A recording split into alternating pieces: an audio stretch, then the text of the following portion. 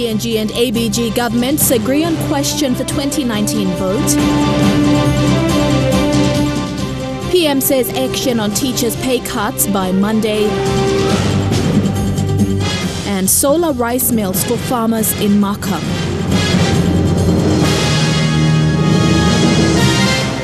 This is the National EMTV News with Helen Sayer. Good evening and thank you for joining us for Friday's news.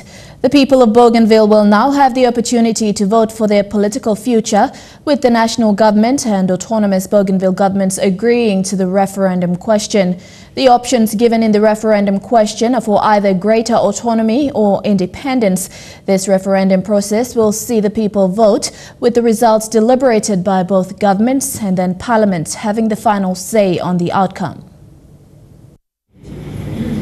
After 2 days of intense discussions, the leaders of Papua New Guinea and the autonomous Bougainville government have finally agreed to a key component for the upcoming referendum vote, the referendum question.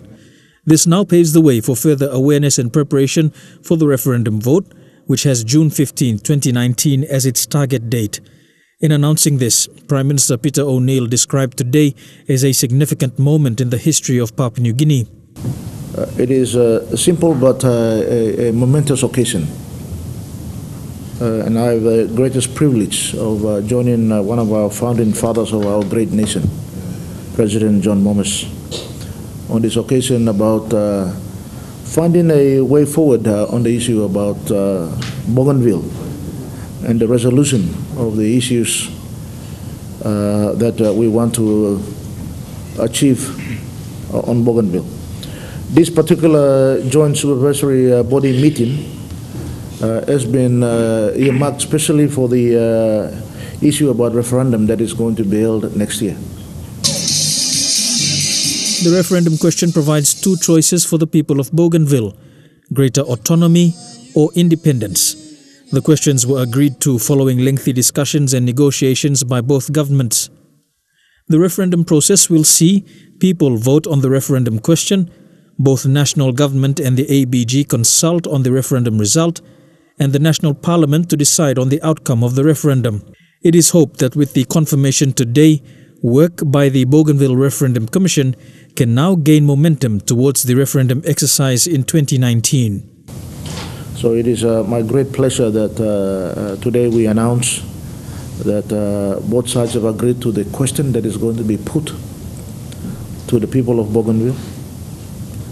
And that question is going to reaffirm our commitment in the fulfillment of the Bougainville Peace Agreement and, of course, in compliance with our national constitution. The ballot paper has been agreed to, and clearly the ballot paper reflects the true spirit of which the peace agreement was signed some 20 years ago by our forefathers. Man proposes. Autonomous Bougainville Government President Chief John Momes thanked the government of PNG for its efforts in bringing the negotiations on referendum to this stage today, with the President highlighting the Prime Minister's leadership in recent years. And I believe if we act with integrity, the outcome will be good for both sides. And Prime Minister, I want to thank you once again and say that you leave a great legacy when you decide to leave politics, because this problem has been a perennial problem in Papua New Guinea and Bougainville. And I think what we have committed ourselves to do from henceforth augurs well for both PNG people and Bougainvillians. I also want to thank the officials for the great job that they've done in a short time. Led by the two chief secretaries.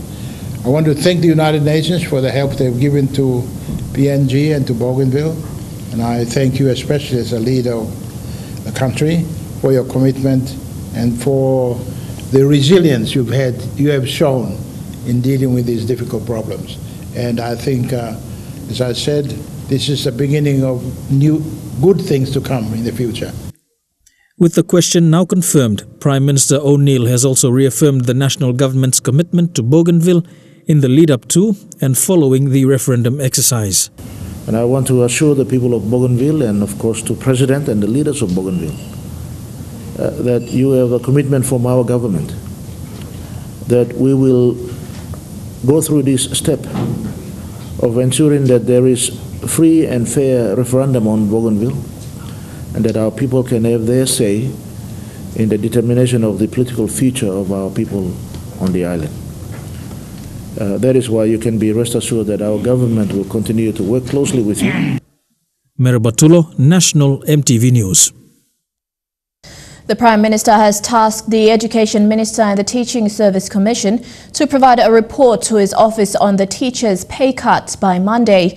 Speaking in lay, Mr. O'Neill said at this point he is not sure what the problem is, but he says action will be taken on Monday once the root of the problem is identified.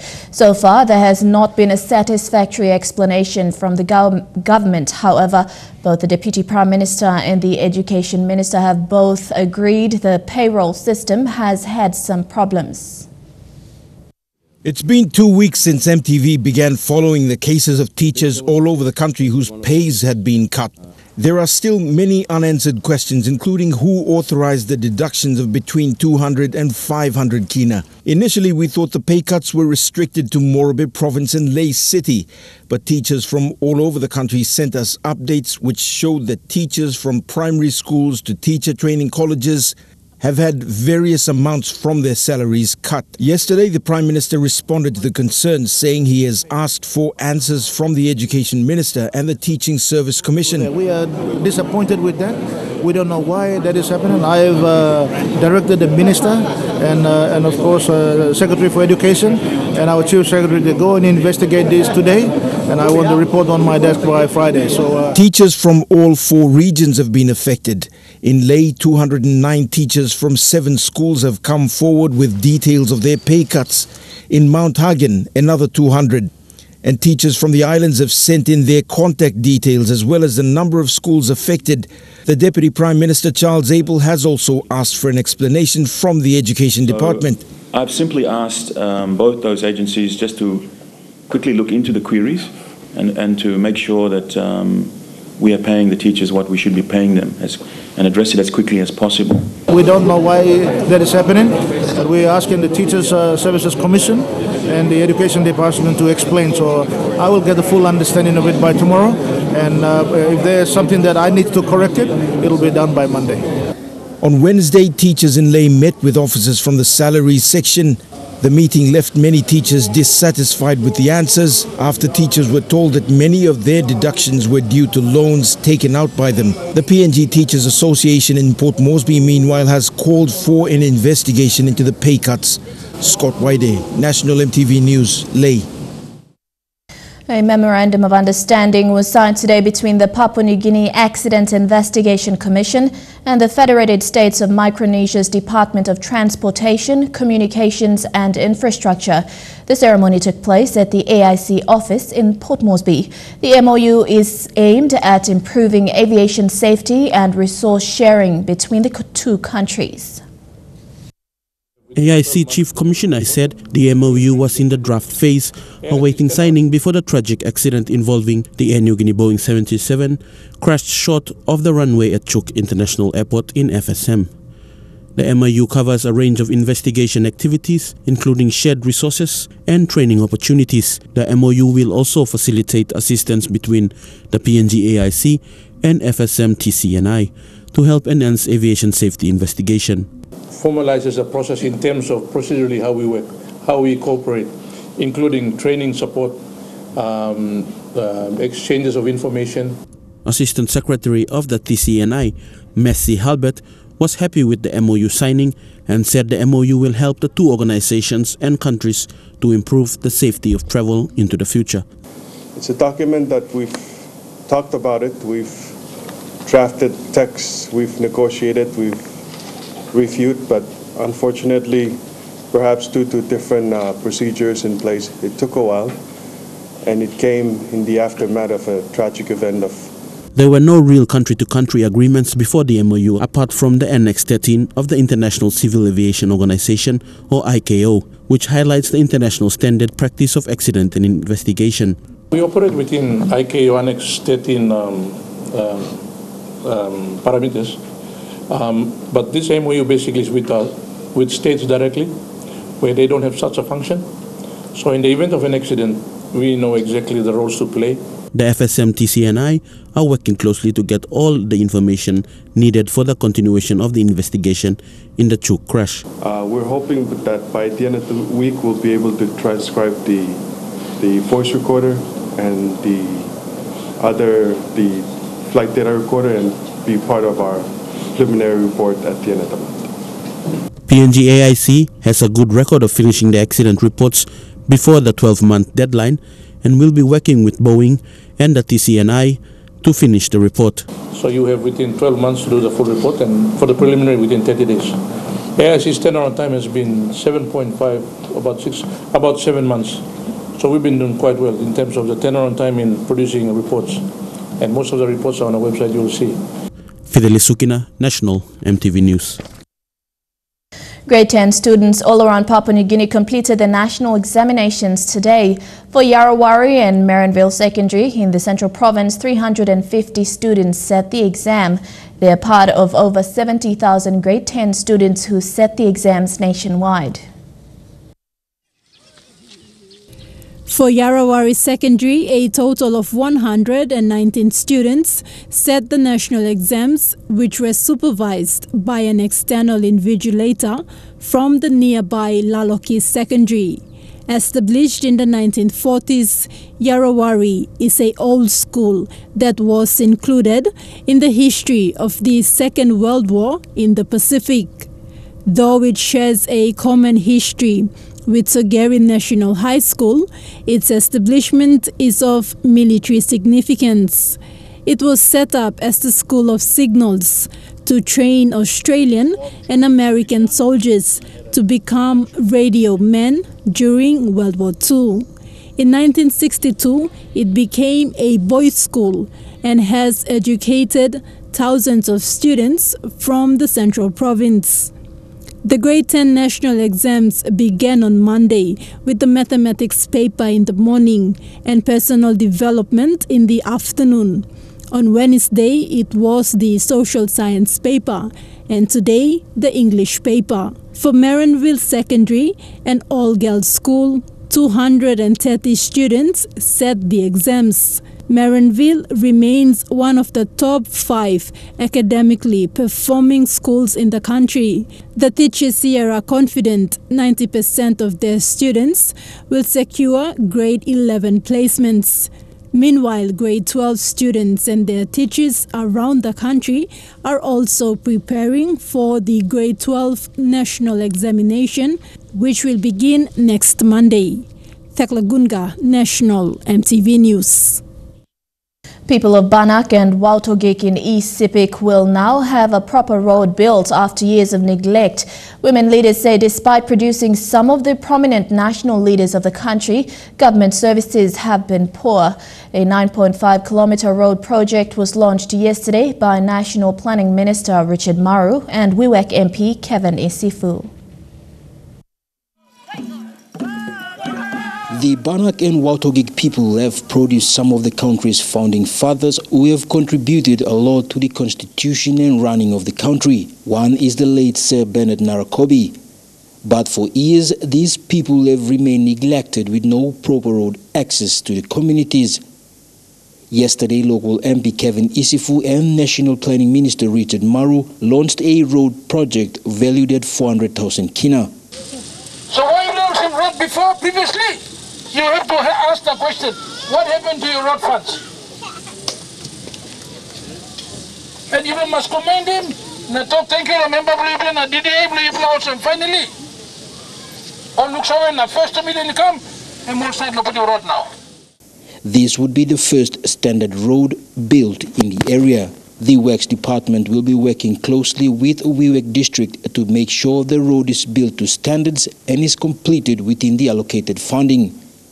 The WIWEC MP says road is among the other key sectors of the district's development plan. Little money, but you may talk thank you to the Works Department, support long all technical manpower na all machineries belong all sapodi men I mean copy this road important link. The road will serve nearly 30,000 people in the west coast of Wewak district. It will connect remote communities to the main sealed road. For women leaders Florence and Carol, the road provides opportunities for families, especially women who do farming. As a woman leader, me looking more Mary, all suffer long how lo reach him town or lock him service blow. Na me la talk thank you, lo member blow me plan, heaven is fu, lo look survey all same. Working inland people, me plan need lock service because we contribute a lot to Papua New Guinea. Schools and health facilities will also benefit from the road network. It's all got a time now to road. Wow, to gig na kawan mo, they've been neglected. Surumba, Hawaiian all got rotico. Me plan no got. Roadworks is set to commence early 2019, however, initial scoping is begun. The Balag Watogig Road open today.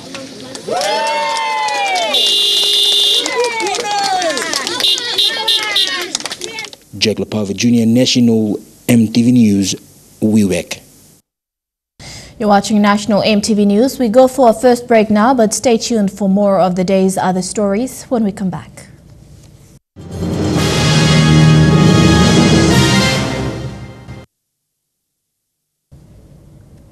Welcome back. More farmers in the Markham district are being encouraged to grow rice for food security. Yesterday, 12 groups in the district were given new solar-powered rice mills. This is part of a pilot project funded through the PNG Australia Incentive Fund and implemented by the National Agricultural Research Institute and other stakeholders. It is expected to boost rice farming in the district and improve food security. These are the solar rice mills that were given to the 12 farmer groups. The mill is powered by solar energy. The rice grains from the paddy are placed in here and hulled. Then it is made into white rice through this rice polisher. These local farmers have been trained to use these solar mills and have also been taught techniques to grow the crop better.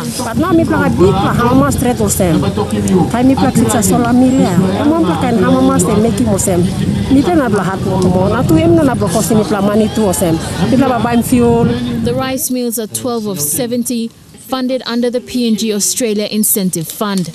It is a pilot project targeting 30 rice-growing communities in Morobe. It expects to boost rice farming and production and improve food security and the livelihood of farmers. It would be good for them to be able to grow their own rice and harvest it and mill it and feed their family and then sell to Trukai. That's what we want. We see that people become self-reliant. Farmers milled rice manually, producing small amounts for their families. With the new solar rice mill, they can produce up to 40 to 50 kilograms of rice per hour. The project is implemented by NARI, Trukai, Project Support Services, PNG Women in Agriculture, and the Morobe Department of Agriculture and Livestock. Lucy Kopana, National NTV News, Malay. According to the National WASH Coordinator Takale Tuna, only 3.2 million people from PNG's population of 8 million have access to clean water supply. Goroka district is one of the impacted districts that is ready to implement phase 2 of the government's WASH project in the 200 villages of the district. The 5-year project is expected to provide clean water and improve the health and well-being of almost 100,000 people of Goroka. The WASH project was launched this morning at Goroka's National Park in front of a large crowd. The project is expected to roll out in 50 schools, 9 health centers and 200 communities of Goroka district. This project is the national government's policy to have access to clean and safe water supply, sanitation and improved hygiene. Access to water at the moment 40% or so. 60% only no got access to water. So you asking you yet only work water low long sanitation or toilet or sewage system you may get 19% as well. The WASH project here in Goroka was funded by European Union at a cost of 20 million kina. EU has been supporting access to clean water and sanitation in PNG through successive projects since the 1990s. We want to assist the efforts to grow the economy. It's one of the main objectives of the MDTP3, as well as also the vocational education and training to try to improve the skills of population and also to improve in general the government systems for better service delivery. So it's a very ambitious program. We are half the way through, I would say, and we continue with working together with the Ministry of Planning and, of course, the provincial administrations in achieving the goals. 3 other districts which had launched the WASH project are now in Morobe, Hagen Central in Western Highlands and Central Bougainville region. The Goroka District Development Authority will work with Oxfam to develop a 5-year plan and implement the project. This is not a one-off investment. This requires a long-term investment also from the government in PNG to make sure that the wash services are maintained and are sustainable.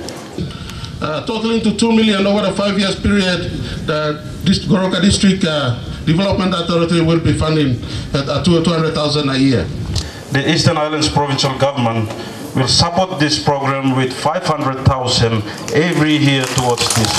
So far, 160,000 people, including 40,000 children from 200 schools, 36 health centers, and 800 communities across all the 4 districts in PNG will have benefited from improved access to WASH services at the end of the project in 2021.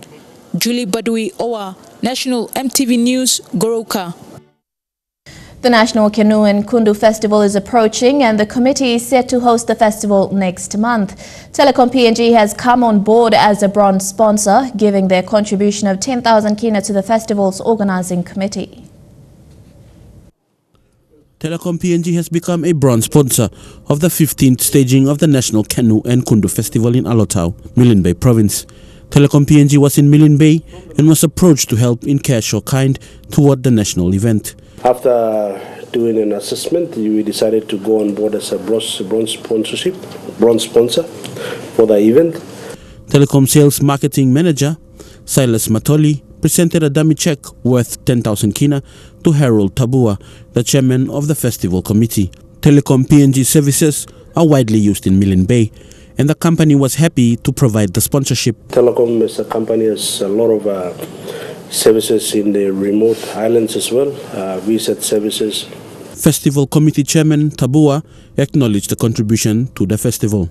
It's the first time that some form of money has been donated by Telecom. For the presentation of such financial assistance enables the Telecom to be also in attendance with a corporate sponsorship cocktail which we are going to be hosting. The National Canoe and Kundu Festival will be held next month in Alotau from the 2nd to the 4th of November. And the preparations are going well. With the festival gaining international attention, the festival is looking to entertain more tourists this year, with a growing number of tourists every year to the festival. We've established interest from as far as America to all parts of Europe, even in the Asian region, as well as South Pacific and the Australia, New Zealand area. So, Fidelis Sukina, National MTV News. The Vision City Trade Expo in Port Moresby has seen men, women and children come in numbers to buy, browse, get information and keep up to date with what's on offer in technology, fashion, business and many more. Today, MTV spoke to staff at the Lamana Dental Clinic to find out how much people know about dental health care and the helpful advice given to customers. Vision City's Trade Expo has helped hundreds of people with dental problems who have passed through the Lamana Dental Care Clinic. Prevention, that's better than cure. So the first thing they should do is check up after 3 to 4 months, regular checkups, and then seek advice from the dentist. Delma says while she understands that it is hard enough to tell betel nut chewers and smokers to stop immediately, individuals can visit their nearest dental clinic to seek advice or get help on oral hygiene and steps one can take to reduce the chances of mouth cancer. We offer all dental services. That's teeth replacement, cleaning and polishing, filling, braces and dental implant. That's the new technology. And other advice if the people encounter some problems with their oral health. Yeah. We also asked the people about oral care and how often they brush their teeth. Brush teeth to me one day, triple times I brush him. So one day morning I miss a sleep kerab and miss a brush him, sun miss a lunch, I miss a brush teeth. Afternoon and time to sleep and miss a brush teeth and miss a sleep. I brush my teeth 3 times a day, before breakfast and before lunch. And junk food is not good for me. So I need to eat fruits and drink a lot of water. Thank you. I brush my teeth 3 times a day. I eat a lot of fresh fruits and I drink a lot of water. You should brush your teeth twice a day, in the morning when you wake up before you go to school and in the night before you go to bed. And you should avoid eating sweets or junk food. Man block boy, Mr. go the teeth to me one time. So Mr. like to brush him, I'm so blood league. So we must get problem with teeth to me. Me man block boy over a time, but boy too I'm also big plant stain lo teeth. So some the time I say 3 times me kaya boy lo 1 week 3 times. So some days 2 days me brush the teeth around clean. 2 serious cases related to oral health care were detected by Lamana Dental Clinic and treated. And you go in circle. Customers were told to brush teeth 3 times a day, while eating healthy is one way to protect and keep the teeth and gums healthy and cancer-free. Godwin Eki, National, MTV News. Partners with Melanesians and NGO will be hosting 4 upcoming programs at its project sites. PWM is a not-for-profit organization involved in conservation, education and awareness and sustainable livelihood in remote communities. 2 of its upcoming programs will be in Northern Province, the annual district-wide combined forum in Afore and the inaugural strategic planning workshop in Collingwood Bay, and 2 in Simbu, the trial combined forum in Karamui Station and the inaugural 2018 Karamui Show. PWM has 4 project sites: the Managalas Conservation Area, the proposed Karamui Conservation Area in Chimbu, the Inaina Wildlife in Central, and recently the proposed Collingwood Bay Conservation Area in Northern Province. In a media conference today, PWM announced its upcoming programs in its project areas. The Karimui Conservation, Agriculture and Culture Show is one of these programs. It has been initiated to promote and showcase the potential of Karimui District. Another program, the Managalas District-wide Combined Forum, will be held on the eastern side of the Managalas Plateau. The forum is a result of activities carried throughout the area and will discuss issues that affected them throughout the year. Members from the Managalas Plateau will be there. And the highlight of this will be for them to discuss about issues that they faced throughout the year. We are inviting members of the media, we are inviting development partners based in Port Moresby, the Oro Provincial Government, and other state bodies like SEPA. Mr. Mondiais added that after being declared a conservation site last year, the focus for Managalas now is to promote sustainable livelihood for the communities. Another of PWM's program, the Strategic Planning Workshop in Marasi Village in Northern Province, will give a sense of direction to the people of Collingwood Bay through PWM's local partner, the Collingwood Bay Foundation, to discuss programs that they would like to run at the community level. It's declared as a conservation area by the government of Papua New Guinea under the authority, then it is a must that a committee has to be formed. And this committee needs to be formed, and the composition of the committee is as per the Act. So that is why the official responsible will be there to let the communities know the composition of this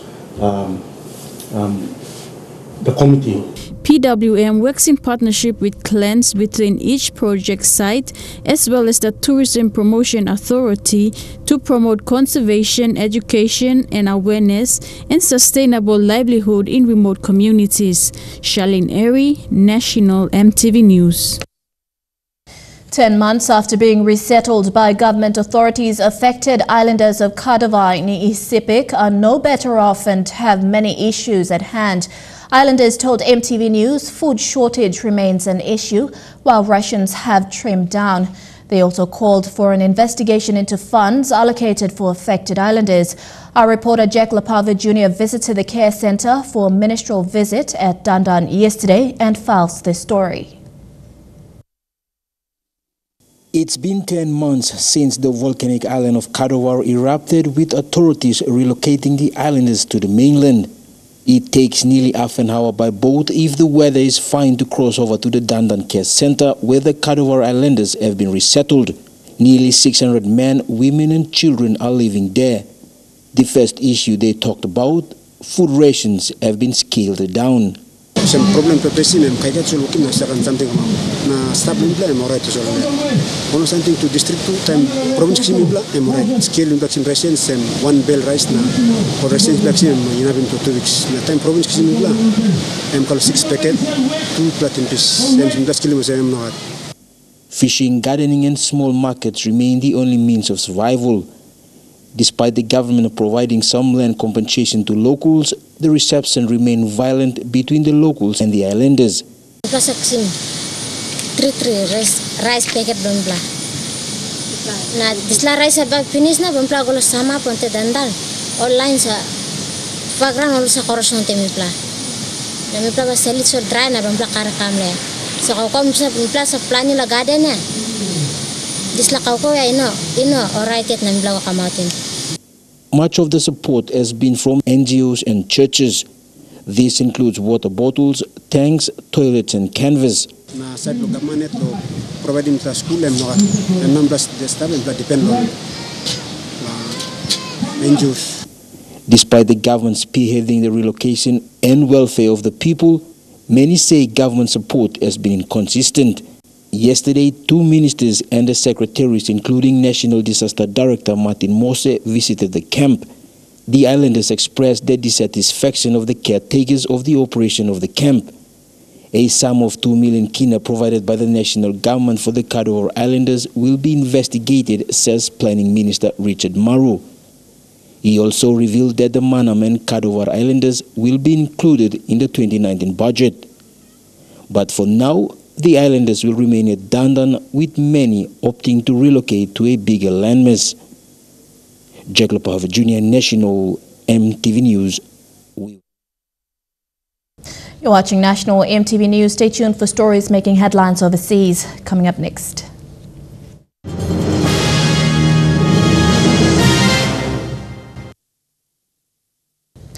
Welcome back to the news. Turning overseas now, at least 6 people were killed in one of the most powerful hurricanes to ever hit the U.S. Gulf Coast. And it's still packing a punch as a tropical storm now moving across the southeast coast towards the Atlantic Ocean. Mexico's beach in Florida has been described as ground zero for the disaster. Some families have returned to their homes to devastating damages. Oh. Linda and Raul Clark are returning to their home in Shell Point Beach. Oh. And what they are seeing stuns them. Oh, our new house. Linda and Raul just bought this home in this community where stately beach houses and mobile homes share a neighborhood by the Gulf. Oh. Oh. Everything we moved over we just lost. Oh. But you know what, Raul? Raul, it's just stuff. It's our stuff. It's just stuff. It's just stuff. We can replace. They then take their first look at the home's lower level. Oh, I can't go any further. This is, oh my goodness. The Clarks are far from alone in Shell Point Beach. The community was underwater during the hurricane. The waters have now disappeared, but the wreckage has been revealed. I mean, we've got people stuff in our backyard. It's unbelievable. Kevin and Deborah Murphy raised 3 now grown daughters in their mobile home. I'm just still in shock. I mean, it's just, you know, I can't think anymore because I just don't know what to do. The home is unlivable. Wind and water damage. He just had a knee replacement too, so I can't have him lift and stuff. I don't. Yeah. What's up? Is that wood particle board? Yeah. Is it wood particle board? Sorry. Heartache directly across the canal at this house, the dream home of Bobby Palmer. Downstairs, we literally lost everything. You know, it's just the downstairs area here is, you know, you're looking at $250,000, put it back together. But even amid the devastation, there is resilience and hope. It's going to be a lot of work, a lot of expense, but we're okay. And that's the main thing. We'll make it happen. Yeah, I mean, if it can happen. I mean, we're not the only ones. You know, we're all in this together. So. But I'll probably cry in a little while. The Washington Post reports that Turkey claims to have recordings that prove missing Saudi journalist Jamal Khashoggi was murdered. He disappeared 10 days ago after entering the Saudi consulate in Istanbul, Turkey. According to the newspaper, one audio recording captures the sound of him being tortured and killed inside the consulate. The Saudis insist they had no role in Khashoggi's disappearance. Tonight, a senior Republican senator tells CNN that he believes the missing journalist Jamal Khashoggi is dead and that Saudi Arabia is likely responsible. The intel points directly at them and them thinking about this in advance. And I think they did it, and unfortunately, I think that he's deceased. CNN has confirmed that the U.S. has intercepts of Saudi officials discussing a plan to lure Khashoggi back from the U.S. where he lived to Saudi Arabia and detain him there. Taking him from the consulate is believed to have been the backup plan, though it is unclear if there was ever a plan or intention to kill him. U.S. officials say Saudi Crown Prince Mohammed bin Salman would likely have had to approve of such a plan, but cautioned that he may not have known the specifics of the operation. Senator Lindsey Graham warned of, quote, a bipartisan tsunami if the Saudi government is proven responsible. Behavior like this is unacceptable, violates every international norm. It can't be condoned, and the way we deal with Saudi Arabia will be a message to others. The Saudi government vehemently denies any involvement. Turkish police say they have evidence otherwise. Their assessment is that Khashoggi was allegedly killed at the consulate. The New York Times citing Turkish officials who say his body was cut up into pieces with a bone saw and taken out. CCTV cameras captured Saudi government vehicles leaving the consulate less than 2 hours after Khashoggi entered, then driving to the consul general's compound. Turkish authorities have identified 15 Saudi men as persons of interest, several of them caught on camera arriving in Istanbul hours before Khashoggi disappeared. Saudi sources tell CNN that one of them is a former diplomat and intelligence officer, another a forensics expert.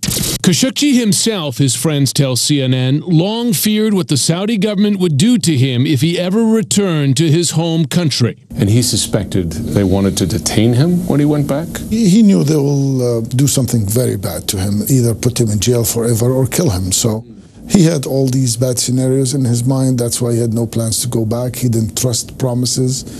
He didn't trust guarantees because it's worth nothing.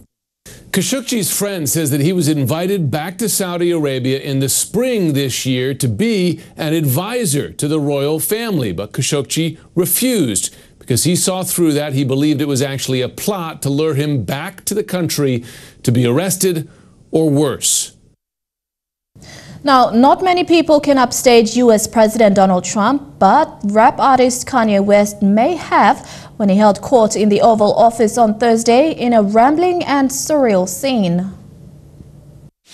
Trump is on his hero's journey right now, and he might not have expected to have a crazy mother like Kanye West run up. A remarkable display in the Oval Office Thursday afternoon. Cameras capturing controversial rapper Kanye West delivering a lengthy, profanity-laced soliloquy, praising President Trump and his Make America Great Again message. It was something about when I put this hat on, it made me feel like Superman. West pontificating on a wide range of topics, including his own mental health and his appointment with a doctor. He said that I actually wasn't bipolar, I had sleep deprivation. Even weighing in on what type of plane he believes the president should be flying in. I brought a gift with me right here. This right here is the iPlane 1. It's a hydrogen-powered airplane, and this is what our president should be flying in. Look at this, Jared. Let's get rid of Air Force One. Can we get rid of Air Force One? No, you don't like that. The White House billed the meeting as a discussion about urban revitalization, workforce training, African-American unemployment, and criminal justice issues. But it was West's stream of consciousness speech that drew attention, with people on social media and elsewhere questioning the president's decision to have this meeting in the aftermath of a natural disaster, and others expressing concern. I love this guy right here. Let me give this guy a hug right here. I love this guy right here. That's really nice. Come here. Yeah. That's really nice. It wasn't the first time West made headlines with a MAGA hat and a pro-Trump message. Just friends. There was this post-election visit to Trump Tower. We've been friends for a long time. And after West performed on Saturday Night Live last month, these remarks were captured by former SNL cast member Chris Rock as the credits rolled. You know, it's like a plan they did to take the fathers out of the home and promote welfare. Does anybody know about that? That's a Democratic plan. The Grammy-winning rapper has been featuring Trump's image and dropping Trump's name for years. I know Obama was 7 cents, but ever since Trump won, it proved that I could be president. And Trump clearly appreciates the praise. Kanye West must have some power, because you probably saw I doubled my African American poll numbers. We went from 11 to 22 in 1 week. Thank you, Kanye. His friendship with number 45 is a far cry from his relations with past presidents. After Hurricane Katrina, he slammed President George W. Bush. George Bush doesn't care about black people. I'm really happy for you. I'm gonna let you finish. And he earned this criticism from President Obama after stealing the spotlight from Taylor Swift at an award show. She's getting her award. What's he doing? Why would he do that? He's a jackass. And True Guy Sports is next. Don't go away.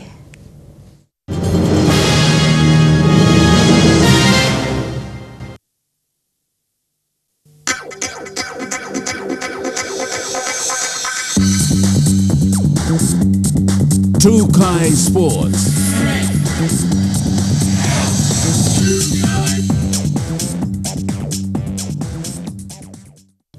Welcome to Trukai Sports. The PNG LNG Commonwealth team to play the England Knights in a 2-game series was named today. A few players from the Prime Minister's 13 team have been dropped, with some new players named in the squad. The Commonwealth team sees the absence of Reece Martin, Dan Russell, Luke Page and Willie Minoga, and will see the inclusion of Dilbert Isaac and Junior Rao. Due to various reasons, performance and also discipline of the field. So, and there's also inclusions, 2 boys from the Hunters that come in. Junior was suspended, didn't play that PM Stadium game, so he's back in the side now. He takes the over from Eden Agabi, who's been dropped for his performance last game. Also included in the team is Zev John from Mount Hagen, who lives in Australia and plays with the Melbourne Storm. A young kid from Melbourne, played under 20s Melbourne Storm. Watched him, a lot of games this year, last year. He was a player of the year, and he's from Hagen. He's went down there to study in Melbourne, so yeah, so we're gonna bring him up. He's part of our, preparations towards World Cup 2021. 4 shadow players have been named as well, with the names to be released soon. The team will go into camp next week Tuesday to start preparations before their first match on the 27th of October. PNG LNG has always supported the Kumuls in past years. PNG LNG Executive Director for Production Dinesh Sivasambu was given the honor of announcing the team.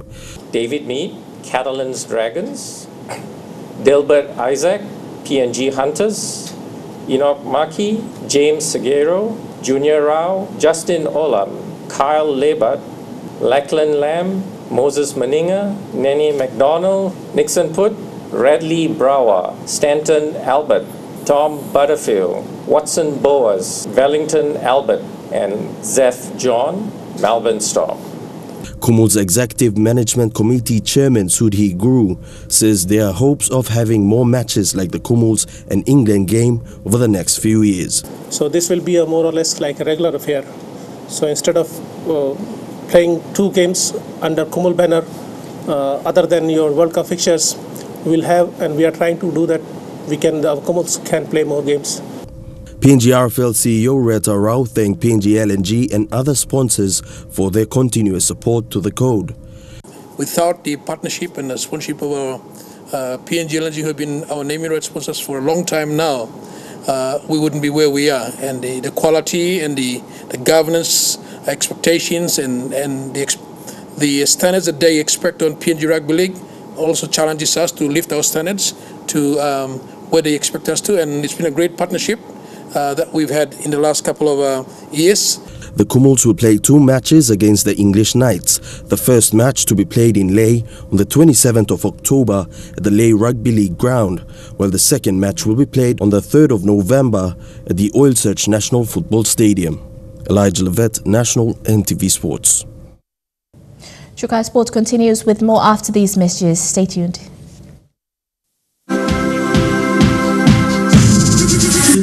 Chukai Sports.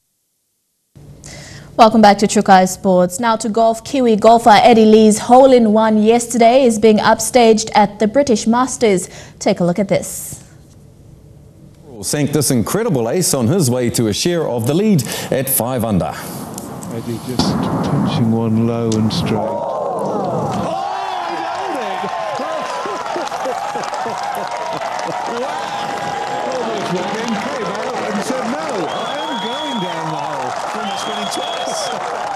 What a shot from Eddie Pepperell. Definite high fives for that shot. The Englishman's far ahead of Kiwi Ryan Fox, who's 7 shots back. UFC fighters Khabib Nurmagomedov and Conor McGregor have been suspended for the post-fight brawl that marred the Russian's lightweight victory over McGregor. The new champion has since threatened to walk away from the competition if any action is taken towards his team, and is prepared to drop his $2 million paycheck. And that ends Chukai Sports for tonight. Up next, the weather details. Stay tuned. Chukai Sports.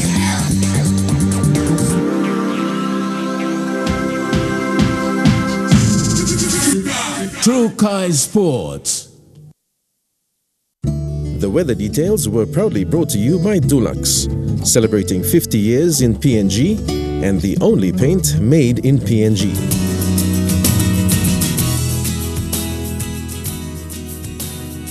Looking at the weather forecast for tonight and tomorrow, in the southern region, mostly fine in Port Moresby, fine weather in Daru, Kerema, Alatau, and fine with some cloud in Popondetta. In the Mamasa region, fine, although cloudy in Lae, cloudy showers in Wau, fine and sunny in Madang, showers in Wewak, and a few showers in Vanimo. In the New Guinea Islands region, showers in Lorengau, cloudy with showers in Kavieng, Kokopo, Rabaul and Kimbe, and a few showers in Buka as well.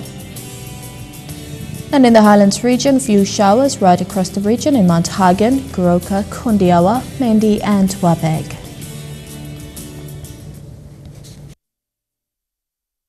The weather details were proudly brought to you by Dulux, celebrating 50 years in PNG and the only paint made in PNG. And that's how it is in the news for today, Friday, the 12th of October 2018.